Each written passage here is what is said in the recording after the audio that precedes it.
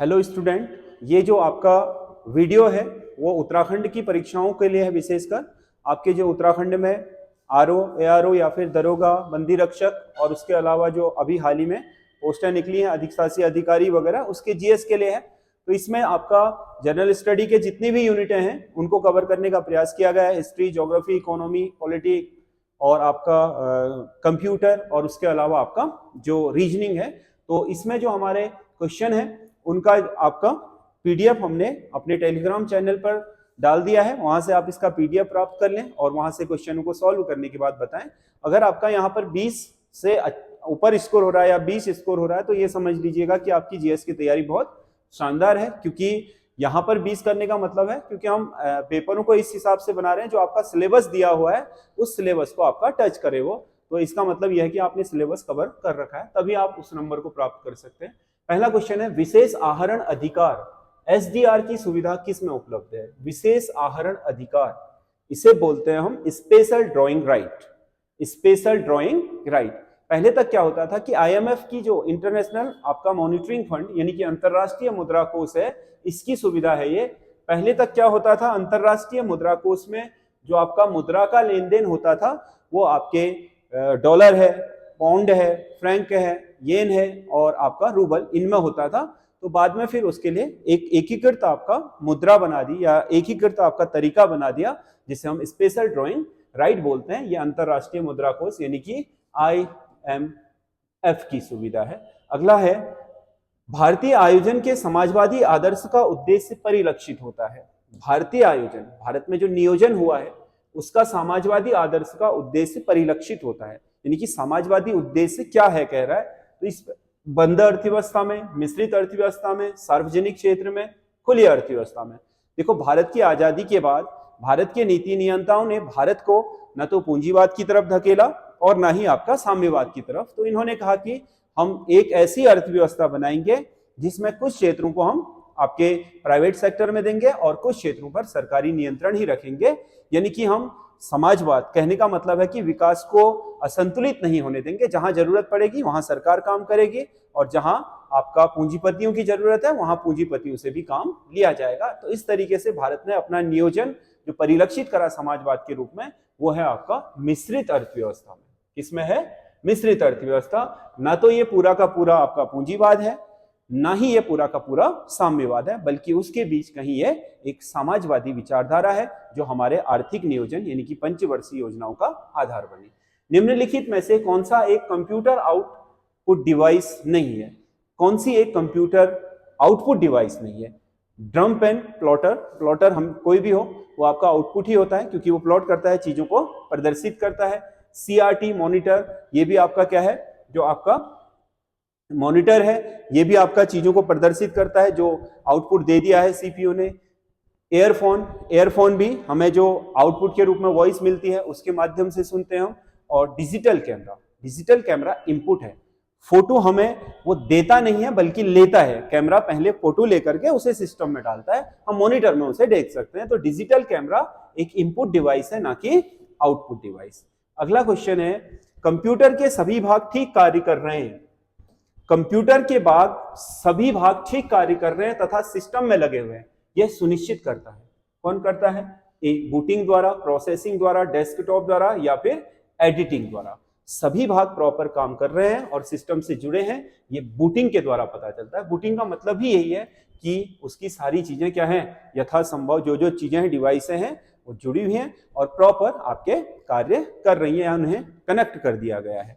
अगला क्वेश्चन है, भारत में सबसे पहले म्यूचुअल फंड आरंभ किया था। म्यूचुअल फंड आज की डेट में एक बहुत प्रचलित क्या इन्वेस्टमेंट का तरीका बन चुका है, जिसका एक आपका जो नया तरीका आ गया है, सिर्फ एसआईपी बोलते हैं जिसे, सिस्टमैटिक इन्वेस्टमेंट प्लान। तो वो भी आपका एक तरीके का यूटीआई है, मतलब कंपनियों में निवेश करने की एक पद्धति है जिसमें आपका एक अच्छा खासा रिटर्न मिल जाता है। तो सबसे पहले जो भारत में आपका म्यूचुअल फंड आया था वो आया था यूटीआई का, unit trust of India. Unit trust of India सबसे पहले भारत में म्यूचुअल फंड लाई थी 1964-65 में। इसी के द्वारा म्यूचुअल फंड भारत में जारी किया गया था।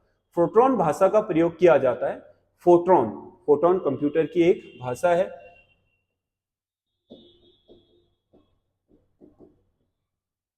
फोटोन, इसका अर्थ है फॉर्मूला ट्रांसलेशन। फॉर्मूला ट्रांसलेशन किसमें प्रयोग किया जाएगा?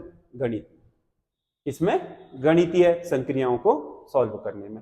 ओरेकल क्या है? ओरेकल एक प्रचालन तंत्र है, पेज मेकर सॉफ्टवेयर है, एक हार्डवेयर है या डाटाबेस सॉफ्टवेयर है। ओरेकल बहुत ही फेमस आपका डाटाबेस सॉफ्टवेयर है, ये इसका सही आंसर है। निम्नलिखित में से कौन सा एक विधेयक केवल लोकसभा में ही प्रारंभ किया जा सकता है? प्रारंभ यानी कि लोकसभा में, शुरू लोकसभा में ही होगा, वो है आपका इनमें से अगर देखो तो वित्त विधेयक। अगर धन विधेयक होता तो ज्यादा सटीक होता, वित्त विधेयक है तो वित्त विधेयक, धन विधेयक हो सकता है। तो कुल मिलाकर के वित्त विधेयक एक ऐसा विधेयक है जो आपका लोकसभा में ही प्रस्तुत होता है और राष्ट्रपति की पूर्व अनुमति से होता है। राज्यसभा में इसके पास कोई विशेषाधिकार, सामान्य अधिकार भी नहीं है। लोकसभा को विशेषाधिकार है, राज्यसभा के पास तो ये जाता है, वो पास करे ना करे, सुझाव दे या ना दे, उस पर पूरा आपका जो विशेषाधिकार है वो लोकसभा का है, उसको माने या ना माने। भारतीय संविधान के किस भाग में न्यायपालिका तथा कार्यपालिका के पार्थक्य का प्रावधान है? न्यायपालिका को कार्यपालिका से पृथक रखा जाएगा। किसमें है? नीति निर्देशक तत्व में। पार्थक्य मतलब एक दूसरे की शक्तियों पर कोई अतिक्रमण ना करे और स्वतंत्रता एक दूसरे की बनाए रखें। कार्यपालिका मतलब देश की जो सरकार है, न्यायपालिका जो न्यायिक तंत्र है, उसके बीच अनुच्छेद 50 में ये बात आपके कही गई है। भारत के नियंत्रक एवं महालेखा परीक्षक कैग के वेतन तथा सेवा शर्तों को कौन निर्धारित करता है? देखो, भारत में जितने भी संवैधानिक पद हैं उनके वेतन और सेवा शर्तें निर्धारित होती हैं भारत के संसद द्वारा। इसका उल्लेख भारतीय संविधान की अनुसूची 2 में भी है। अनुसूची 2 में आप ये मत समझ लें कि राष्ट्रपति करता है। बहुत सारे लोग सोचते हैं कि राष्ट्रपति उसके वेतन भत्तों का निर्धारण नहीं करेगा। राष्ट्रपति के प्रसाद पर्यंत पद ग्रहण करता है, यानी कि राष्ट्रपति के मोहर और हस्ताक्षर से उसे नियुक्ति मिलती है। हटा भी राष्ट्रपति नहीं सकता, उसके लिए महाभियोग जैसी प्रक्रिया ही अपनाई जा सकती है। और जितने भी संवैधानिक पद हैं, कोई भी, उनके सेवा शर्तें और कार्यकाल का निर्धारण हमेशा संसद द्वारा ही तय किया जाता है। आपने देखा होगा अनुसूची 2, इनके वेतन भत्ते और इनकी जो पेंशन है उनका उल्लेख है अनुसूची 2 में, और अनुसूची 3 में इनके शपथ और प्रतिज्ञान का प्रावधान, यानी कि इन्हें शपथ कौन दिलाएगा, प्रतिज्ञा कौन दिलाएगा, ये भी। यानी कि अनुसूची में है तो उसमें परिवर्तन करने का अधिकार ना तो राष्ट्रपति को है ना सर्वोच्च न्यायालय को, उनमें अधिकार है केवल और केवल संसद को, क्योंकि जो संवैधानिक प्रावधान है उसे बदल भी संसद ही सकती है, हटा भी संसद ही सकती है और जोड़ भी संसद ही सकती है। तो इसका संसद होगा आंसर। अगला क्वेश्चन है, राज्य की संचित निधि किसके अधिकार में होती है? राज्य की संचित निधि यानी कि राज्य का जो खजाना होता है किसके अधिकार में होता है? राज्य विधानमंडल। जिस प्रकार केंद्रीय संसद के बिना, मंजूरी के बिना केंद्र की संचित निधि से एक पैसा भी खर्च नहीं किया जा सकता, उसी प्रकार राज्य की संचित निधि से जो आपका फंड है राज्य का, उससे कंसोलिडेट जो आपका फंड है उससे आपका 1 रुपया भी राज्य के विधानमंडल की अनुमति के बिना खर्च नहीं किया जा सकता, पूर्णतः इसके नियंत्रण में होती है। अगला क्वेश्चन है, किस राज्य का लोकसभा व राज्यसभा में सर्वाधिक प्रतिनिधित्व है? आपको पता है किसका है? जहां की जनसंख्या सबसे ज्यादा होगी, यही इसका लॉजिक है, ये ध्यान रखना। उत्तर प्रदेश राज्यसभा में भी सबसे ज्यादा सीटें इन्हीं की हैं और लोकसभा में भी इन्हीं की सीटें, 80 सीटें। आपको पता होना चाहिए कि ये जो हमारे यहाँ राज्यसभा और लोकसभा में सीटों का आवंटन है वो जनसंख्या के आधार पर है, समझ गया ना। जिस समय ये आवंटन हुआ था 20 लाख की आबादी पर 1 राज्यसभा सीट और 10 लाख की आबादी पर 1 लोकसभा सीट दी गई थी। तो अब जो नया होगा वो भी जनसंख्या के आधार पर ही होगा। तो देश में सबसे ज्यादा जनसंख्या जिस राज्य की होगी उसके पास सबसे ज्यादा सीटें, जिसके पास कम होती जाएंगी सीटें कम होती जाएंगी, यही आधार है। निम्नलिखित में से कौन सा मृदा जल पौधों के उपयोग में आता है?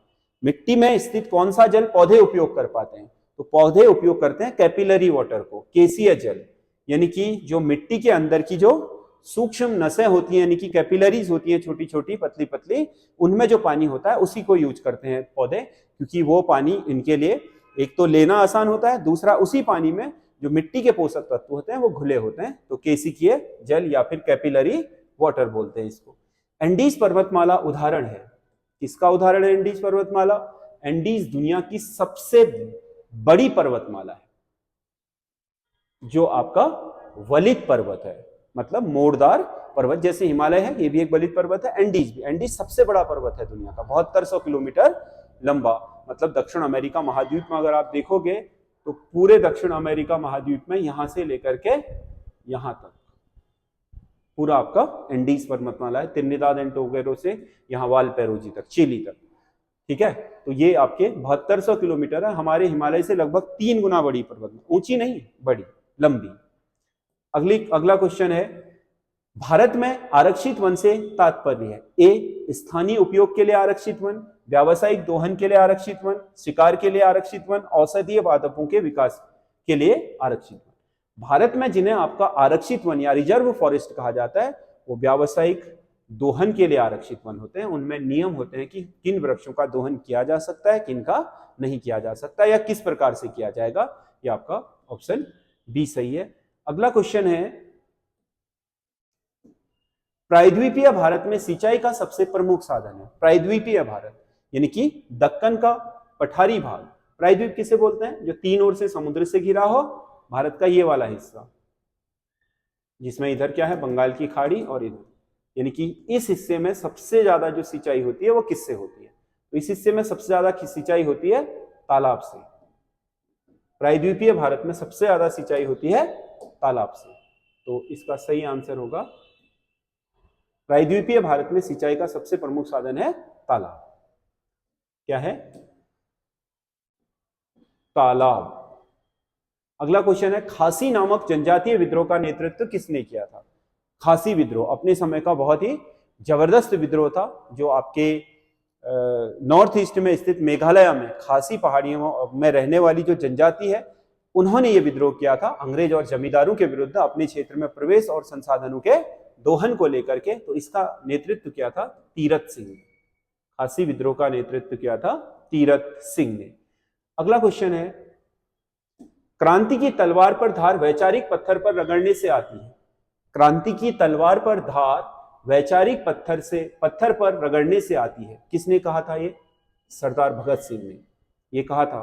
उन्होंने भी कहा था कि मैं जानता हूं कि क्या हिंसा या फिर बंदूक से आजादी नहीं दिलाई जा सकती है, समझ गया ना, लेकिन इन क्रूर लोगों से बदला लेने का मेरे पास कोई जरिया नहीं है, और हमारे पास कोई जरिया नहीं है। मैं ये जानता हूं कि क्रांति की तलवार में धार वैचारिक पत्थर पर रगड़ने, विचारों से क्रांति होती है, ना कि बंदूक से। ये कहा था, न कि तलवार से। ऐसा कहने का मतलब था किसका? भगत सिंह का।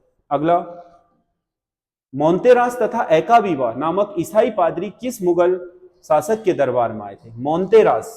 मोन्तेरास और एकावीवा जो आपके ईसाई धर्म प्रचारक थे, वो आए थे अकबर के काल में। अकबर ने जो इबादत खाना बनाया था, उस इबादत खाने में भी ये आमंत्रित थे। ईसाई यही थे। ईसाई कौन थे? यही थे, मोन्तेरास और एकावीवा। अगला क्वेश्चन है, गुप्त काल में किस धातु के निर्मित सिक्का दिनार कहलाता था? जो गुप्तकालीन दिनार है वो कैसा होता था? गुप्तकालीन दिनार। गुप्त काल में किस धातु से निर्मित सिक्का दिनार कहलाता था? तो दिनार कहलाता था सोने का सिक्का। गुप्त काल में दिनार सोने का सिक्का। अब है रीजनिंग। यदि किसी कूट भाषा में MENTAL को LNDFMOSUZBKM लिखा जाता है, तो टेस्ट को उसी भाषा में क्या लिखा जाएगा? ठीक है, तो इसमें करा क्या है, देखो दुगने हैं, 1 2 3 4 5 6, 1 2 3 4 5 6, यानी कि 6 दूना 12 है। तो 1 के लिए 2 कूट है। M को क्या लिखा है? LN। L आगे होता है, N पीछे, समझ गया ना? A B C D E F G H I J K L M N O P Q R S T U V W X Y और Z। अब इसमें क्या लिखा है, देखो M को क्या लिखा है? M को लिखा है L और N, L उससे आगे वाला। E को क्या लिखा है? D और F, D और F के बीच में होता है। और N को क्या लिखा है? M और O, M और O के बीच में होता है, यानी कि इसके एक आगे वाला एक पीछे वाला। T के आगे क्या होता है? T के आगे होता है S, और बाद में क्या होता है? U। फिर क्या आया दूसरा? E, E के आगे क्या होता है? D, और बाद में क्या होता है एफ, आगे क्या है एस, एस के आगे क्या है आर और पीछे क्या है टी, फिर क्या आया टी, टी के आगे एस और यू, तो क्या होगा S U D F R T S U, S U D F R T S U, S U D F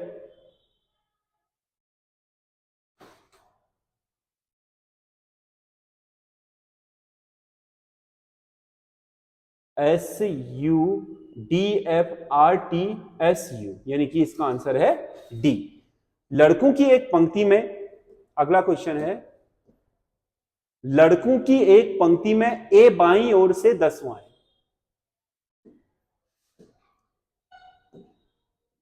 देखो ए लेफ्ट से 10वां है और बी दाहिनी ओर से 9वां है।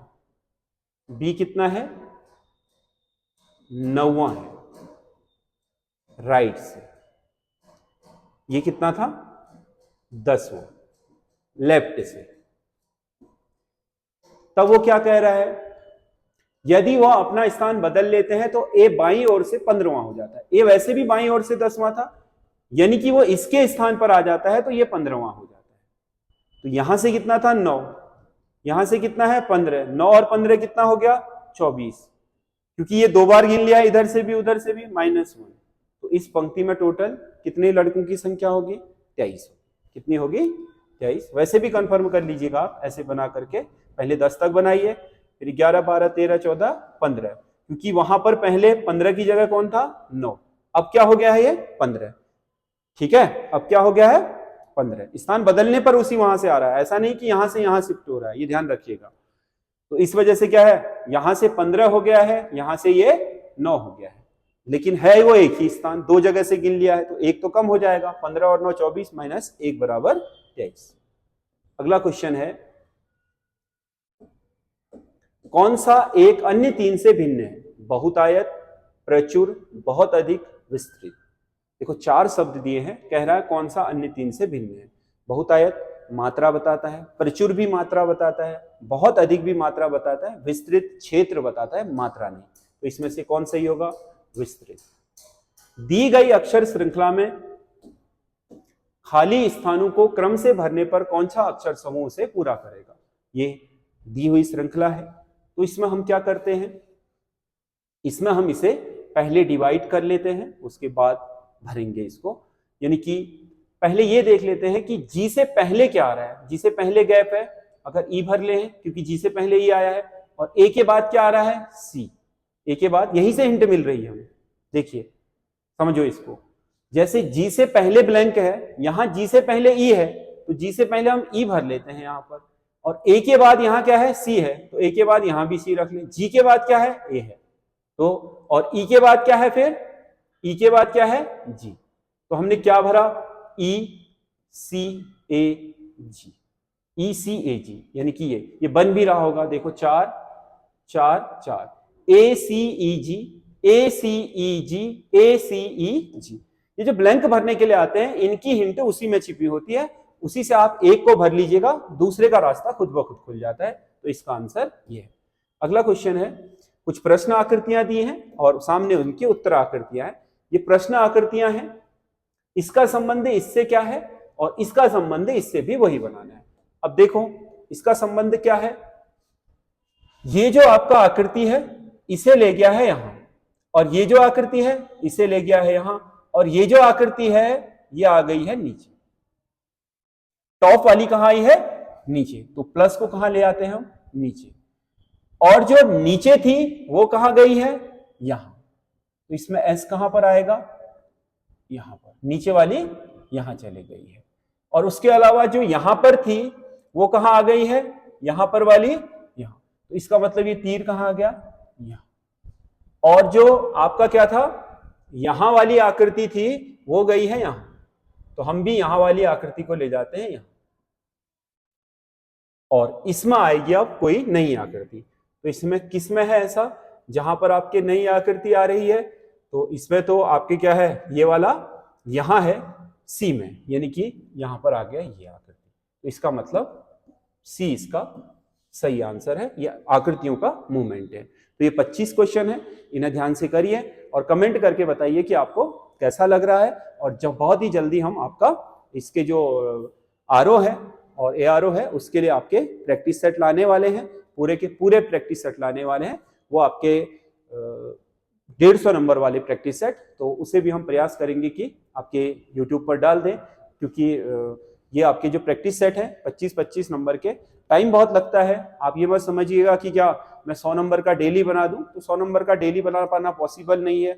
एक तो सिलेबस के हिसाब से क्वेश्चनों को चूज करना, दूसरा उन क्वेश्चनों को चूज करना जो बहुत ही ज्यादा रिपीट होते हैं या जिनके पूछे जाने की संभावना है या जिनको पूछने का नेचर है आयोग का, समझ गए। तो उस तरीके से क्वेश्चनों को चूज करना बहुत कठिन काम है। तो इसके फॉर्मेट बनाने से लेकर के चूज करने से और टाइपिंग करने तक आपका बहुत लंबा समय लगता है। 3-4 घंटे का समय एक 25-30 नंबर के क्वेश्चन को बनाने में लगता है।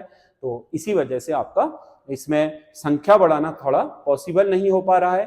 तो इसलिए आपके कम है, लेकिन बहुत इंपॉर्टेंट है, आप इन्हें करिए।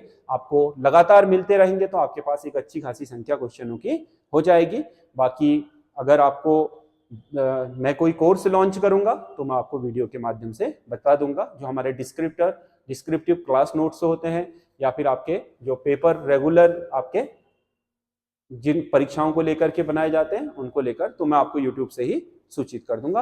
बाकी हमारा जो टेलीग्राम चैनल है उसका लिंक आपको हमारे डिस्क्रिप्शन पर ही मिल जाएगा। धन्यवाद।